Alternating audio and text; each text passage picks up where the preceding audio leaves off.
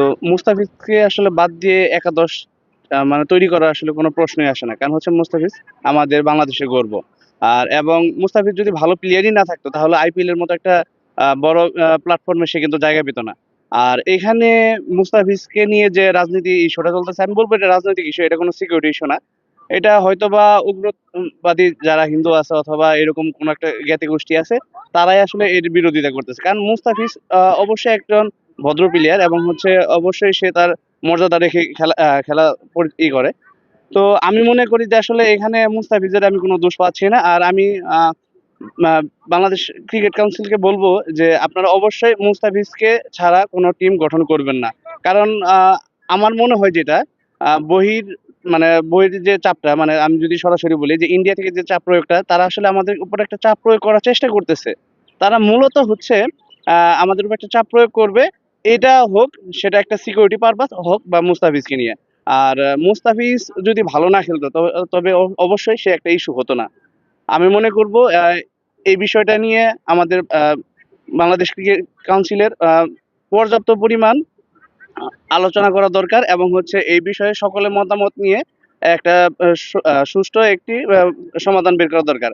তবে আমার মতামত যেটা, মুস্তাফিজকে ছাড়া আমি আসলে বাংলাদেশ একাদশ কখনোই সম্পূর্ণ মনে করি না, পরিপূর্ণ মনে করতেছি না।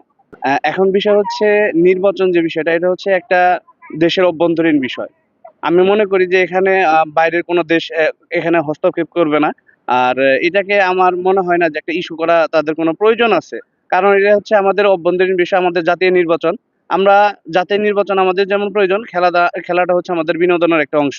খেলাকে আমরা এটার সাথে কখনো কানেক্টেড করতে পারবো না, দুইটা ভিন্ন জিনিস। মুস্তাফিজকে বাদ দিয়ে দল গঠন করতে হবে, নির্বাচন পিছিয়ে দিতে হবে, এবং কি হলো বাংলাদেশের জার্সি পরে মাঠে খেলা দেখতে পারবে না। এটা কোন ধরনের একটা শর্ত? এটা আমি একজন খেলাপ্রেমী হিসেবে আমি এটা মানি না। আর মুস্তাফিজ আমাদের সেরা একজন খেলোয়াড়, খেললে আমাদের না, সারা বিশ্বের সেরা একজন খেলোয়াড়। তারে বাদ রেখে স্পট ঘোষণা করবে, এটা আইসিসি ই সিকিউরিটি টিম তারা হলো ই করছে, এটা তো চালাই হলো আসলে ইন্ডিয়া, এই জয় শাহ। আমরা যতটুকু জানি জয় শাহ চালায়, ওইটা আইসিসির নামে হতে হতে হলো শর্ত কিন্তু অরি শর্ত আমরা তো সবাই বুঝি। আর আমি যদি ইন্ডিয়া যাই খেলা দেখতে যাই, আমি যদি আমার দেশের জার্সি না পড়তে পারি, তাহলে আমি ইন্ডিয়া খেলা দেখতে যাবো কিসের জন্য? আমার এটা যাওয়াই তো কোনো প্রশ্নই ওঠে না। আর নির্বাচন হলো পিছিয়ে, আর একটা কথা হচ্ছে যে আমাদের বাংলাদেশের নির্বাচন পিছিয়ে দিতে হবে। কারণ আমাদের বাংলাদেশের নির্বাচন, আমাদের একটা নির্বাচন কমিশন আছে, সবকিছু আছে, তারা বুঝবো। এই ইন্ডিয়ার তো দাদাগিরি তো আমার মাথায় ধরে না। ঠিক এটার মধ্যে রাজনীতি বিষয়গুলো না আমার মনে হয় জীবনও ঠিক না, ঠিক না। আর আমার হিসেবে এগুলো ঠিকই না। আমরা একটা একজন সাধারণ মানুষ, আমরা খেলাপ্রেমী মানুষ, আমরা মুস্তাফিজ যে সবাই ভালোবাসে, আমাদের বাংলাদেশের সব মানুষই মুস্তাফিজ ভালোবাসে এবং সব ক্রিকেটারদের ভালোবাসে। এটা আসলে বাস্তব।